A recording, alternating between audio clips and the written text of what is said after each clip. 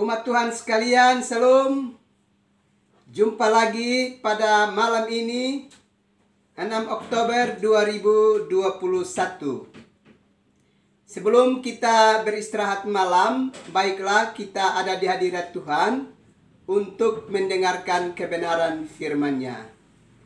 Mari kita berdoa. Terpujilah namamu, ya Bapa, Anak, dan Roh Kudus, yang dalam kesetiaannya memberi kehidupan bagi kami. Malam ini sebelum kami beristirahat, kami mau ada di hadirat-Mu dan mendengarkan kebenaran firman-Mu.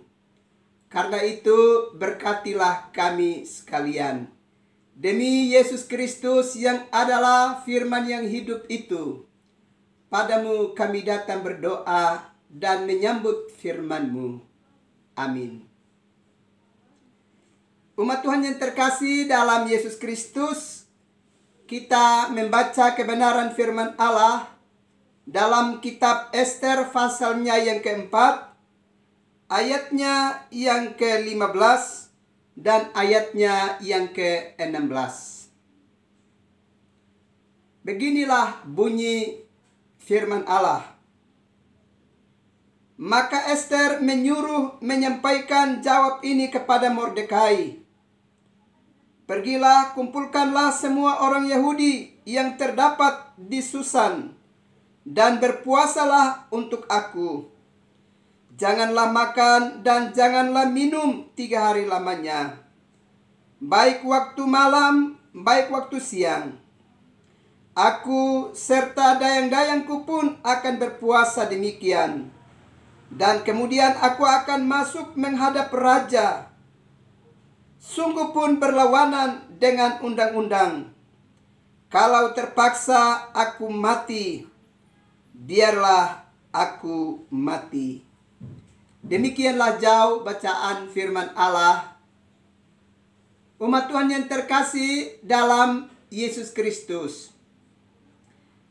Dalam perenungan malam yang lalu, kita sudah belajar dari Dorcas, satu pribadi yang telah menunjukkan komitmen imannya sungguh-sungguh kepada Tuhan, dan mewujudkannya itu melalui pelayanan kasih yang nyata kepada orang-orang susah yang ada di sekitarnya. Dan pada saat dia mengalami kematian, Tuhan memperkenankan dia untuk dia mengalami kebangkitan karena karya dan pekerjaan baik yang telah dia kerjakan itu masih harus terus dia teruskan supaya banyak orang belajar dari teladan hidupnya, sehingga setiap orang yang hidup bersama patut saling membantu, saling menolong, dan saling mengasihi satu dengan yang lainnya. Malam ini kita belajar lagi dari satu pribadi perempuan yang kisah hidupnya ada di dalam kitab Ester. Dan pribadi itu adalah Ester sendiri. Kita tahu bahwa Ester adalah satu perempuan Yahudi yang menurut keterangan Alkitab, dia merupakan perempuan yang cantik. Tuhan memperlengkapi kehidupannya sedemikian rupa sehingga dalam satu peristiwa di mana Raja Ahasveros berusaha untuk mengumpulkan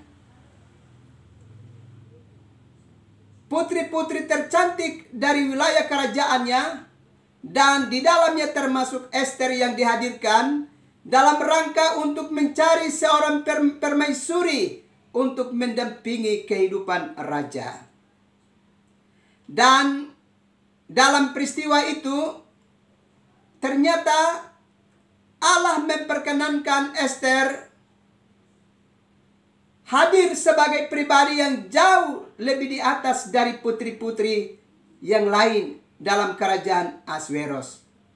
Dengan demikian, dialah yang diizinkan untuk menjadi permaisuri pada waktu itu.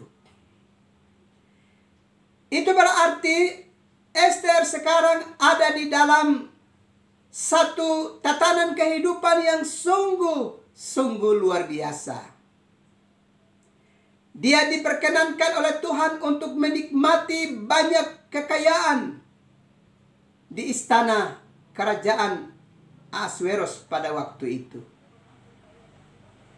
Tapi persoalan yang dihadapi oleh Esther adalah di luar dari kerajaan itu ternyata hidup begitu banyak saudara-saudara sebangsanya, orang-orang Yahudi yang dalam satu rencana yang keji dari Haman, mereka seluruhnya harus dapat disingkirkan, seluruhnya harus dapat dibinasakan pada waktu itu. Termasuk orang yang membesarkan kehidupan Esther juga harus digantung pada tiang untuk mengalami kematian. Dalam hal ini Mordekai. Dan ketika usaha yang busuk dari Haman itu telah diketahui oleh Mordekai, maka Mordekai harus menyampaikan itu kepada Esther. Dan informasi itu membuat Esther menjadi pribadi yang penuh dengan pergumulan yang sangat berat. Sebab dia tidak menghendaki orang-orang sebangsanya harus disingkirkan, harus dibinasakan dari tengah-tengah kerajaan Persia pada waktu itu. Itulah sebabnya Esther mulai melakukan strategi dalam rangka sebuah upaya untuk keselamatan dari saudara-saudara sebangsanya. Ternyata Esther adalah satu pribadi yang tidak hanya ingat dirinya sendiri, tidak hanya senang sendiri dan menikmati kejayaannya di istana sebagai seorang permaisuri pada waktu itu. Dia tidak rela untuk saudara-saudaranya mengalami penderitaan, apalagi mengalami kematian di tangan Haman pada waktu itu. Itulah sebabnya dia menyuruh Mordekai supaya memberitahukan kepada seluruh orang Yahudi yang ada di benteng Susan. Semua mereka harus melakukan kegiatan puasa selama 3 hari 3 malam lamanya, tanpa menikmati makan dan minum, baik pada malam maupun pada siang hari. Dan bukan saja itu dilakukan oleh orang-orang Yahudi di luar kerajaan pada waktu itu, tapi juga Esther bersama dengan dayang-dayang juga telah mempersiapkan diri untuk memasuki masa puasa dengan tidak makan dan tidak minum selama 3 hari lamanya. Sebuah usaha untuk membersihkan hati, pikiran dan perasaan supaya sungguh-sungguh total dan mau memohonkan belas kasih dari Allah berkenaan dengan upaya yang sedang dilakukan oleh Haman untuk membinasakan seluruh umat Yahudi di kerajaan Persia pada waktu itu. Bapak, Ibu, saudara-saudara yang terkasih di dalam Yesus Kristus, dari cerita ini ada beberapa hal yang perlu kita belajar dari kehidupan Esther. Pertama, bahwa Esther adalah pribadi yang tidak ingat dirinya sendiri, tidak mau mengalami keselamatan sendiri. Dia adalah pribadi yang peduli terhadap orang-orang sebangsanya, dan dia berusaha untuk melakukan berbagai tindakan, sekalipun usaha itu harus mengorbankan dirinya. Yang terutama bagi dirinya adalah orang-orang sebangsanya harus diselamatkan dari rencana keji yang sedang dirancangkan oleh Haman pada waktu itu. Di sini kita bisa melihat satu pribadi perempuan yang memiliki hati yang bersih, yang ternyata peduli pada penderitaan sesama warga bangsanya. Ini sungguh luar biasa. Dia adalah satu pribadi yang tidak ingat dirinya sendiri, dan tidak ingin sukses di dalam istana dan membiarkan saudara-saudara sebangsanya mengalami penderitaan dan kematian yang akan segera menimpa kehidupan mereka. Kita tentu berharap bahwa kehidupan Ester akan menjadi cara kehidupan bagi semua kaum perempuan dimanapun berada di tengah-tengah kehidupan dunia ini, yang sungguh-sungguh peduli terhadap penderitaan sesamanya dan berjuang untuk keselamatan mereka. Ini hal pertama yang kita belajar dari kehidupan Ester.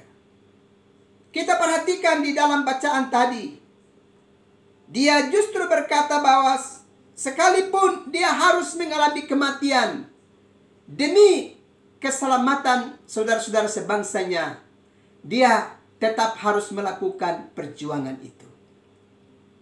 Sebuah upaya dan pemberian diri yang total untuk keselamatan dari orang-orang sebangsanya. Tentu ini adalah sebuah tindakan yang sangat berani, dan kita harus berkata jujur, tidak semua kita bisa melakukan tindakan seperti ini. Apalagi tindakan yang bisa dapat membahayakan kelangsungan kehidupan kita di tengah-tengah dunia ini. Itu hal pertama yang kita belajar dari kehidupan Ester. Hal yang kedua yang kita belajar dari kehidupan Ester adalah dia mengingatkan kepada segenap warga bangsanya, orang-orang sebangsanya, supaya di saat menghadapi tantangan dan cobaan, bahkan penderitaan yang sangat berat dalam kehidupan, mereka harus sungguh-sungguh total di hadapan Tuhan, berserah penuh hanya ke dalam tangan Tuhan. Dan hal itu dilakukan oleh Ester dengan mengingatkan kepada seluruh orang-orang Yahudi yang ada di benteng Susan pada waktu itu, supaya melaksanakan kegiatan puasa untuk sungguh-sungguh membersihkan hati, pikiran, dan perasaan, dan mau berserah diri sungguh-sungguh di hadirat Allah untuk memohon pertolongannya. Di sini kita belajar satu langkah iman yang diambil oleh Ester. Bagi Ester, bahwa berbagai bentuk penderitaan dan tantangan yang dapat dihadapi, kita tidak bisa dapat menghadapi itu sendiri dan dengan kekuatan kita sendiri. Hanya ada satu sumber kekuatan, satu sumber pertolongan yang padanya kita harus datang dan berserah diri, yaitu Tuhan sendiri. Dan karena itu, untuk menghampiri tahtanya dan memohon belas kasihan, kita harus membersihkan hati, pikiran, dan perasaan kita dengan sungguh-sungguh total dan berserah diri kepadanya untuk memohon kasih karunia dari Tuhan.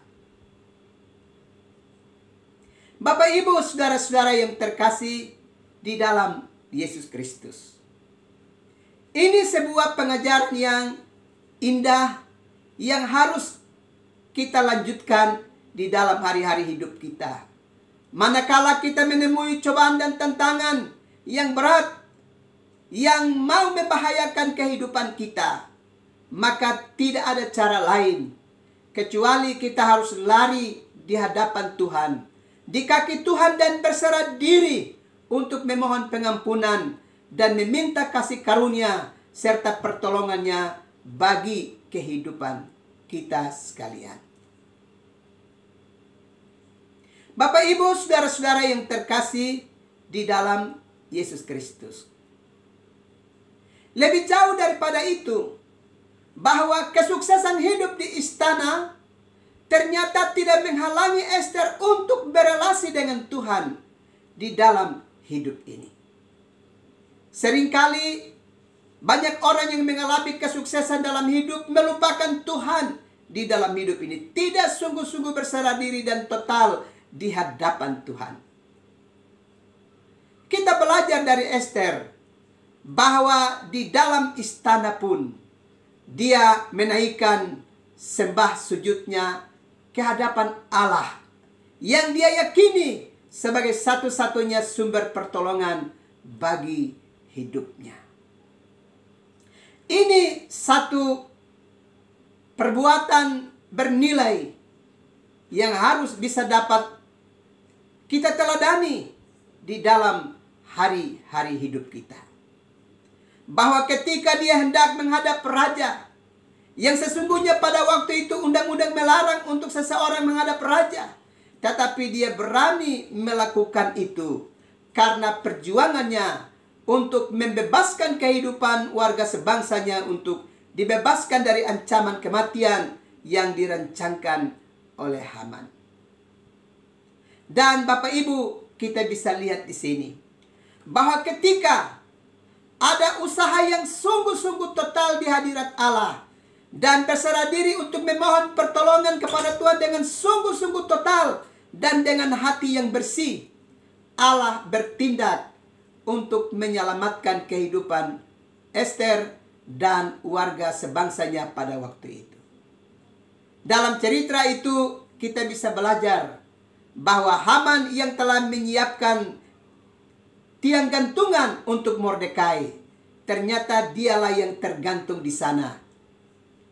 Allah ternyata membalikan keadaan di mana Allah menyelamatkan kehidupan Mordekai bersama dengan orang-orang sebangsanya dan Ester, dan Haman mengalami penderitaan dan kematian di dalam hidupnya. Dari pelajaran ini kita harus ingat bahwa tidak baik kita merancangkan hal-hal yang jahat bagi orang-orang di sekitar kita. Sebab hal itu jika kita lakukan, maka Allah bisa melakukan tindakan tertentu di mana rancangan-rancangan jahat yang kita lakukan akan kembali menerpa kehidupan kita, dan orang lain yang kita rancangkan kejahatan terhadap kehidupan mereka dapat dibebaskan oleh Tuhan. Karena itu jangan sekali-kali merancangkan hal-hal yang keji terhadap orang-orang di sekitar kita. Itu tidak boleh kita lakukan. Sebab Allah dalam kedaulatannya akan dapat melakukan pembalasan dan merubah keadaan hidup. Dan kita bisa mengalami penderitaan yang berat di dalam hidup ini. Bapak, Ibu, saudara-saudara yang terkasih di dalam Yesus Kristus. Karena itu dari cerita kehidupan dan pengalaman iman Ester, baiklah masing-masing kita sungguh-sungguh berserah diri di hadapan Tuhan. Di tengah-tengah berbagai kesulitan dan tantangan yang kita hadapi dalam hidup ini. Satu poin penting yang harus kita perhatikan adalah bahwa kita harus sungguh-sungguh total dan berserah diri sungguh-sungguh total kepada Tuhan. Sebab daripada Tuhan sajalah akan datang pertolongan untuk keselamatan kita umat manusia. Kiranya Tuhan memberkati kita sekalian. Amin. Mari kita berdoa.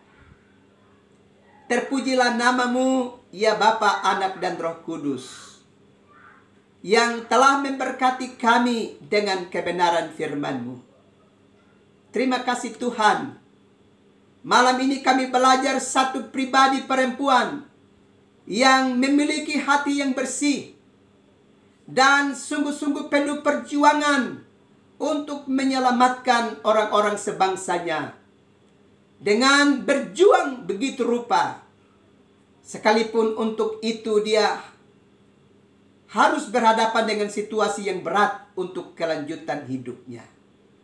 Dan Allah telah berkarya dengan begitu luar biasa dan hebat di dalam peristiwa dimaksud untuk memberi kemenangan bagi kehidupan Ester dan kehidupan orang-orang Yahudi di kerajaan Persia.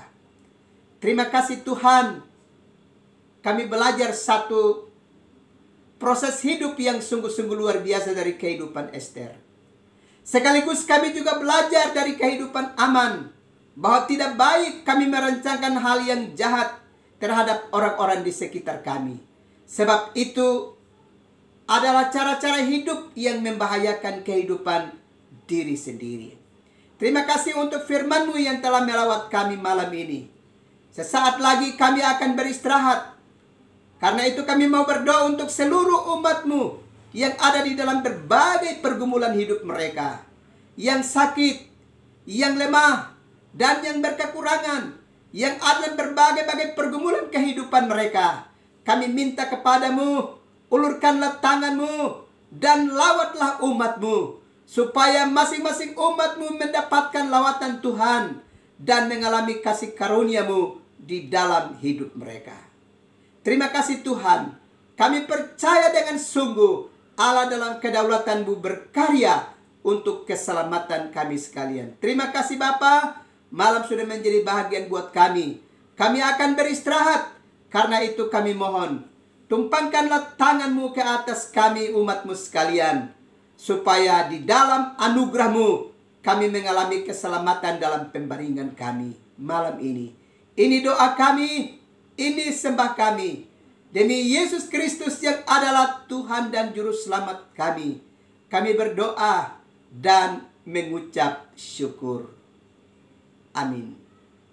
Umat Tuhan yang terkasih dalam Yesus Kristus, selamat malam, selamat beristirahat. Tuhan pasti memberkati umat Tuhan sekalian. Salam.